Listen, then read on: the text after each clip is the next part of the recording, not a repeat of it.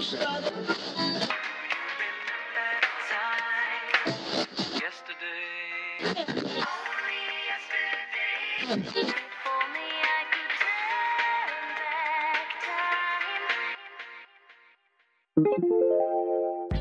podcast is part of the MyPodcast.com network. Go online right now and get your very own 100% free podcast, MyPodcast.com.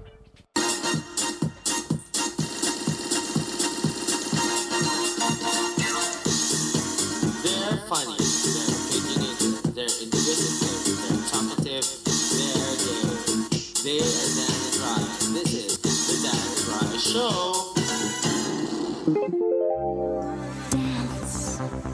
It's all I wanna do, so won't you dance? I'm standing here with you, why won't you move? I'll get inside your groove, cause I'm on fire, fire, fire, fire, it hurts. Hello everyone, this is Migs the Manila Gay Guy, and we are in another podcast! At super espesyal itong podcast na to kasi Bakit, Gibbs? All the lovers that have gone before. Pioneers and inspirations. Ng podcasters, di ba? Podcast natin. Correct! At sila ay lumipad pa mula sa iba't ibang lupalop ng universe. okay lang, te. Okay lang. And siguro dapat yung spirit yun nung sa... sige. sige, tama. Mga kasuy, ito po si Rai! Ito naman po si Dan! And this is the Dan and Rai Show! Oh my God! Take one! In fairness, take one. Nakakaloka! Ibang energy! Di ba? Di mo almost 2 years hinintay at may galing mo. Tatay ko yan, friend. Tatay ko nagpaparamdam. Mga kasuy. In fairness sa mga kasuy. First time ko narinig yung kasuy in like how many years? Ay, oo nga. So sa Fabcasters po, kami lang, ako po si Migs, McV. Gibbs. ang available ngayon sapagkat ang iba ay... Well, kalaban po natin ngayon si Kylie Minogue. Yes. Sumilevel sa atin. Ba yung concert niya? Right. Kylie na yan. Correct. So, Saan hindi na tayo sila? tunay na bading. Ay, hindi. Actually, Kanya-kanya. Kanya-kanya. May ibang Oh, business. si Tony nasa Lukban, bumibisita sa jowa. Ka-level ng jowa ang Kylie. Si something, may something, baka Kylie yun, hindi lang niya sinabi sa akin. Si AJ ay nasa probinsya. Kaya ito lang po ang inyong pagtsagaan, si Meg, si Joel, Sabihin mo natin kung saan sila galing. Ayan, Si sige. Rai came all the way From Hong Kong. So, andito kayo sa Pilipinas? Yes. For- Nagbabakasyon for 2 weeks, pero hanggang bukas na lang ako. Ayos na bukas. Ay, back to Buti na lang at ka namin, nahagip ka namin ngayon. Ay, naku, kasama talaga ito sa plano. Ay, okay. Dapat na nung weekend, di ba? Sorry. Oo. Ayan. At si Dan naman ay kagagaling lamang. Galing sa lupain ng durian, Philippine Eagle at masarap na mga lalaki. At ay nananapak ng Ang mayor na mahal na mahal namin. Talaga? Mayor Sara Duterte, we love her, we love Davao City! Talaga, kahit na ganun siya brutal. Oo, kasi over the above, the Suntok Act, yung kwento behind that, yung dapat lang yan. God. At saka fresh off the airport itong si Dan, straight from the airport all the way to here. Ang mahal ng taxis. Kung i-compare mo sa Davao, mahal. Pero kung i-compare mo sa Hong Kong, siguro. Kasi isipin mo na lang gano'n. So si Rai, you're still based in Hong Kong. Si Dan. Davao City na. Davao Since City. November 2009. Nabawayan niya na siya. Yes! Mutya ako ng Davao. How come bumalik ka sa Davao? After Disney, originally parang 6 months muna. Sobrang minahal ko ang Davao. More and more each day. Kaya... Talaga? Yes, Kasi ang chismis, meron ka doon pinagtataguan. Sa Hong Kong? Sa Hong Kong, sa Maynila, ganyan. Hindi meron siya sinusustentuhan. Ay! Kaloka! Legal na ba ito? Legal age? Oo. Kasi natuto na siya. Natuto na. Hindi na siya ipapulisin. Talaga? Narinig ko na kapatid ko, hindi totoo yan. Ay, joke lang po yun, joke lang. Ang kapatid ko, hindi andun yung family. Pero kung hindi nakikinig ang mga kapatid mo, Legal na. so nakita pang birth certificate. Yes, pinunta ko, minute yung parents, ganyan. Ay, so may jowa ka ngayon, Dan? Wala, 7 years na and counting. Alam mo pa rin si Naughty. Di ba pa yun kay Steve, no? Yung friend namin na love of his life since college, di ba? Yun yung iniyakan mo sa Parol, sa Lantern Festival. Wala na sila, nag-move on na ako. So friends na lang kayo? Friends, oo. Samantalang si Rai, Ay! nag-cut sa home. Parang kasing tingkad ng kulay ng damit niyang pusha. Di ba? Oo. Hindi ba push up yun? Push out. Pusha pink. Domesticated. Isa ba itong Pilipino or Banyaga? Australian. Australian. Kaya nga, sinasabi ko susunod ko nang aaralin ay yung knitting. Kasi bilang hindi na rin ako gumigimik, pag nag-winter ulit, parang kailangan ko nang nagninit dahil lumulola na ako. Tapos sa tumba-tumba ganyan. Oo. Pakiramdam na lolo ka na kayo. Oo. So what do you do in Hong Kong? You're not with Disneyland na rin, no? Not anymore. Actually, nauna akong umalis kay hindi naman umalis, no? Parang ang taray ko naman, nauna akong hindi inofera ng kontrata kaya sa kay Dad. So ngayon, nagtuturo na ako ng performing arts for kids. Taray! Guro! Isa ka ng guro. Teacher Rai. Teacher Rai. Kaya rin hindi na ako masyadong gumigimik kasi clean living na. Wow! Charot! Siguro para sa kaalaman ng mga nakikinig na siguro hindi there may be those who would not know about Dan and Rai. Ha? Meron? Na nakikinig sa amin. eh. Oo, maganda. Kasi yung mga nakikinig sa amin baka alam mo yung mga bagets. Namatay na kasi mga nakikinig sa inyo. Dahil sa HIV. Ano ba yan? Actually, mismo podcast na wala na, yung website na Yung website mismo namatay na. Talaga? So, 1 year dapat eh. What happened to the Pero wala siguro, na. lagyan mo na natin ng konting history. Yeah. Before there were the Fabcasters, there was the Dan and Rai Show. Yeah. Paano nag-umpisa yung Dan and Rai? In 2007,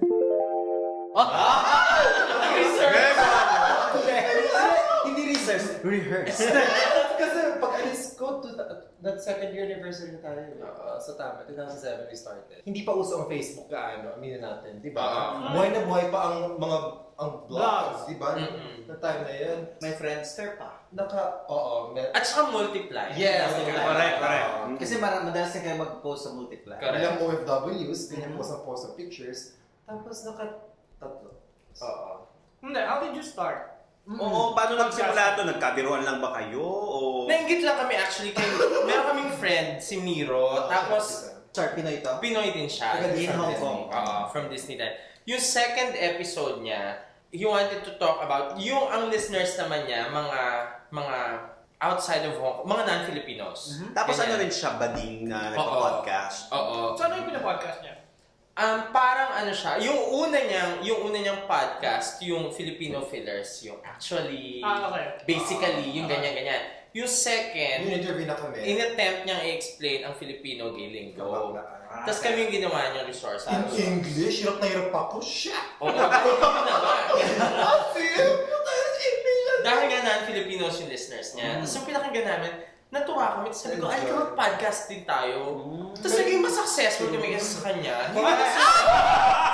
Hindi na siya ka-tempt. Ako nun. Hindi na siya nagka-episode. Kasi in fairness, never ko narinig yun. Matanda na Hindi siya narinig ka-tempt. ko. Pag tuwan-tuwa siya sa amin, sabi niya, tapos hindi siya nag-attempt ulit. Tapos yung sa amin, siguro, huwag tayo yung diretso English kasi dapat natural lang. Kasi hirapan ako doon sa interview ni Miro. Tuloy-tuloy na. Tapos sa katatlong season, nag-attempt pa kami mag-vlog. Yun nga lang, bilang si Rai lang marunong mag-edit ng video, so sa kanya trabaho, paguran, effort eh, nakatatlo. Wala kasi siyang silbi. Uy, hindi. Napanood ko naman yung vlog nung nag-bohol kayo. Ay, masaya yun. Masaya yun, oo.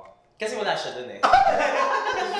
Tinuro si Dan talaga. Wala, 2008, wala ako nun. Tapos paano naman kayo nagsimula? Anong episode kayo nainggit sa amin? Ano nga ba? Actually, hindi ko na matandaan. Ano? Joel, sige nga, ikaw, go. Basta natandaan ko lang kasi na I stumbled upon your podcast. Somebody pointed it out to me. I forget na who.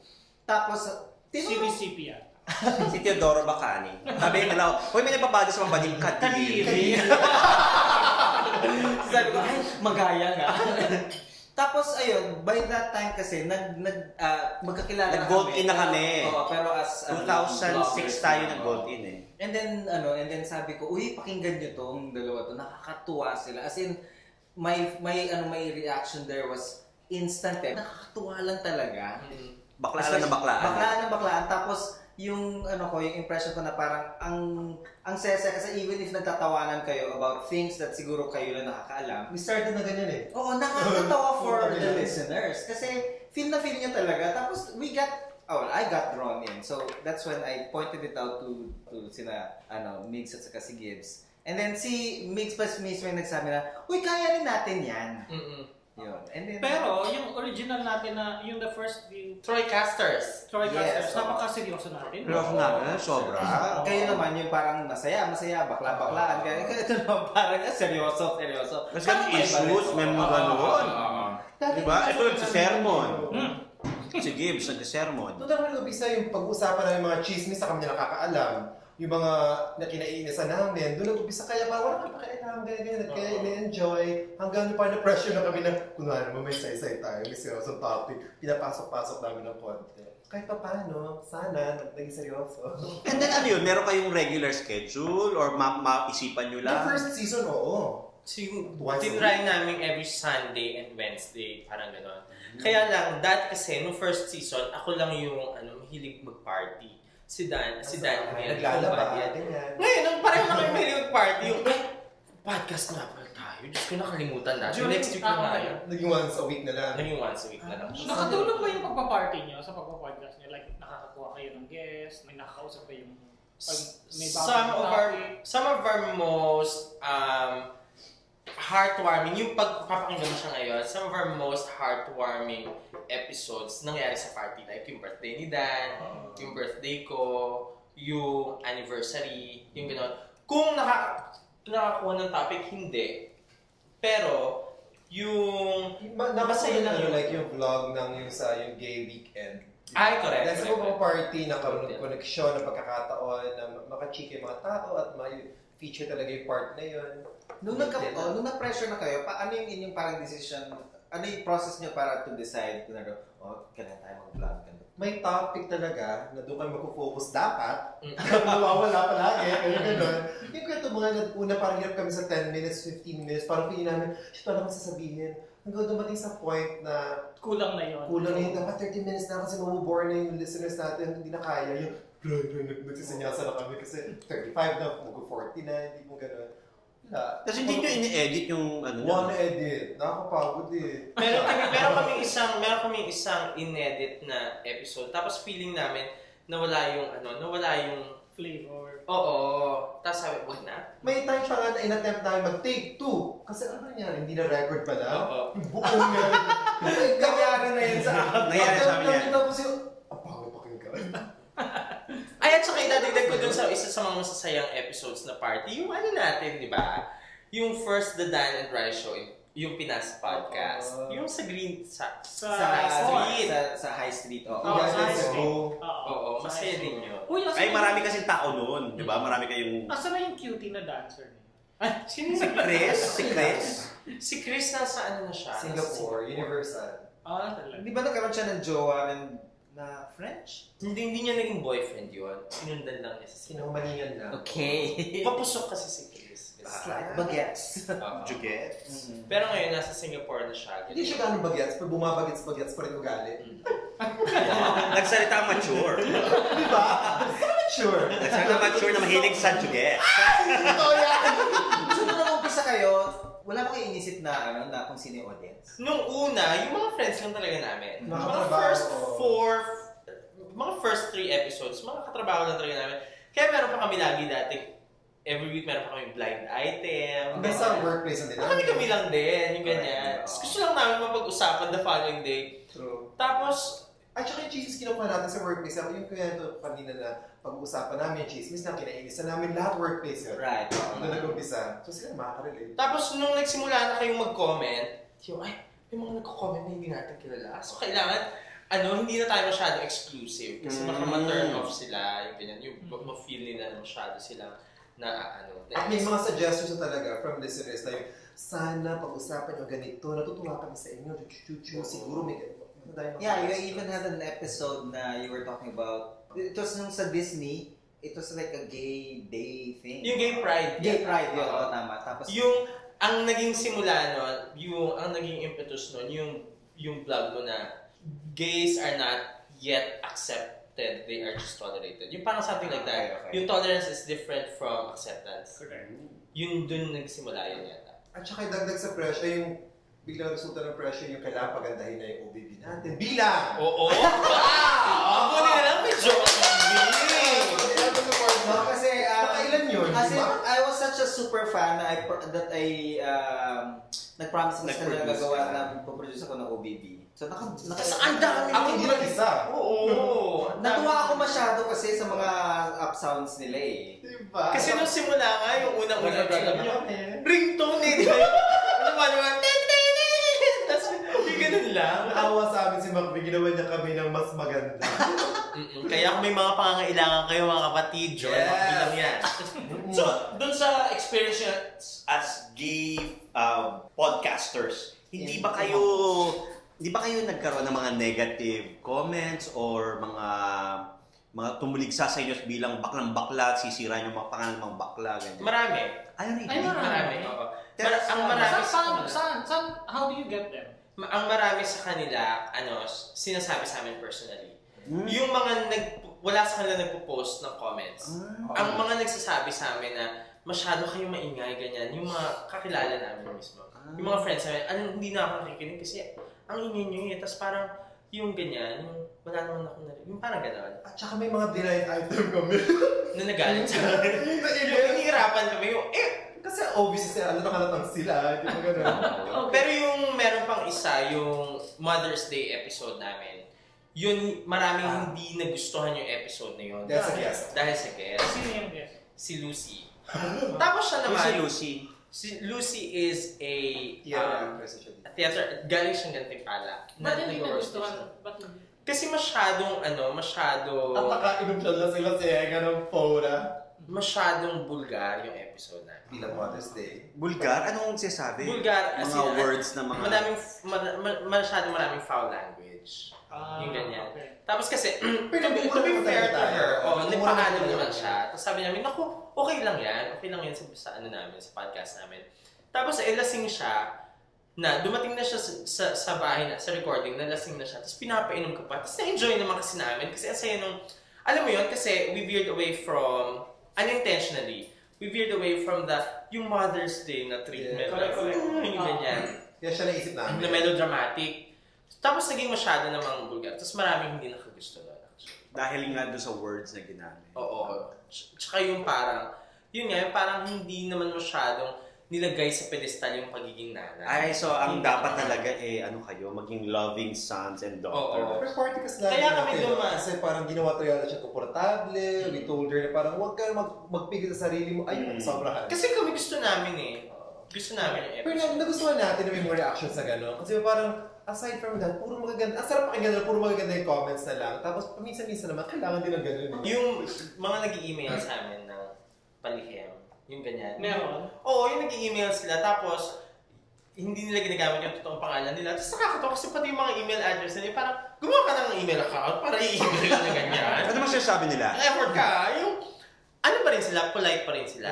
Na para, sinasabi lang nila, nagdi-disagree sila sa opinions namin, ganyan. Never tayo kaya naka-receive ng malala. Hindi naman kami minura or... Wala naman. Na yung tipong kagagalit namin. Wala naman. Sa ako ng Diyos.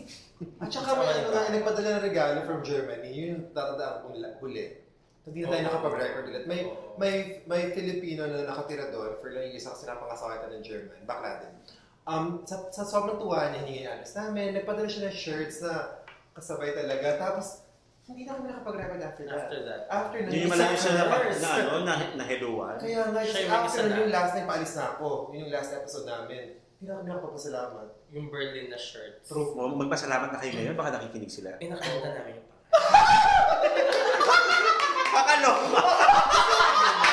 Matigil na pasensya ka na may memory gap. Malay pa nakatenga yung may mga video sa ng Inuay, yung bakasyon ko sa Bohol, di ba? Hindi natin ilabas na lagi lahat yun eh. Yung bakasyon ko din. Ang daming materials na nakaabang, tapos hindi namin nagawa na. So, nag-decide kayo to finally stop doing the podcasts because paalis ka na. That's the only reason? Hindi pa. Nung pag-alis ko kasi sa Disney Rai, parang naging busy na kasi lagi siya doon sa Hong Kong Island, ako doon sa Disney. Yeah, kasi di ba si Rai ang magkaiba na kami ng schedule, tapos parang dumalang na. Oo. Tapos yun ang social life namin, sobrang nabukadkad na. Ako, nakijoin na ako. Actually, lumabas that was a time na nakita ko kayong you had a drag act in Yes. Saan yan? Sa Volume. Volume. Yun. Sila tatlo, siya, si Dan, right? Parang meron ka nung a career in what, drag? Meron, oo. Actually, sila yung nagsimula. Saka meron ka pa yatang very RuPaul type of show na parang drag race, di ba? Pero with mga Pinoy in Hong Kong. At saka yung single na Chiquita is now available on iTunes. Shiny in the house. Yeah. So talaga kumakanta si Rai? Oo. Ay, nakakatawa pa. Nagsimula kami maging drag queens. Ako at si Chris, kami mas marunong pa. Lalo na si Chris. Saka pinapagalitan nila ako kasi ayoko magkahit ng kilikili. Yung ganung level. Yung ayoko. Tapos, nangyari ngayon, siya yung sumikat na drag queen. So, hindi naman sumika. natalo niya na yung pagdating namin may sikat na drag queen doon yung local na Hong Kong. Kaya mong age ka niya. Hindi ko binanggit eh. Chingala 2 minutes mula na. Chines? Yes. Tapos natalo siya ni Rai. Yeah. Kalo. Kasi hindi siya marunong mag-perform eh.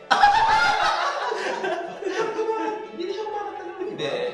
So lip-sync ka lang pero hindi siya marunong sumayaw, Hindi rin siya magaling mag-lip-sync actually. Dinadaan niya sa headdress.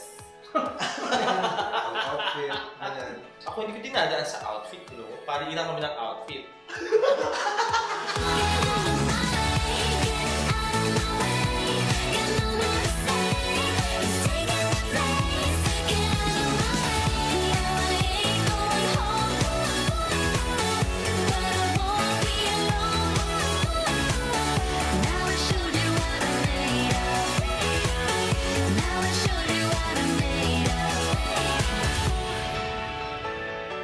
Coming up, part 2.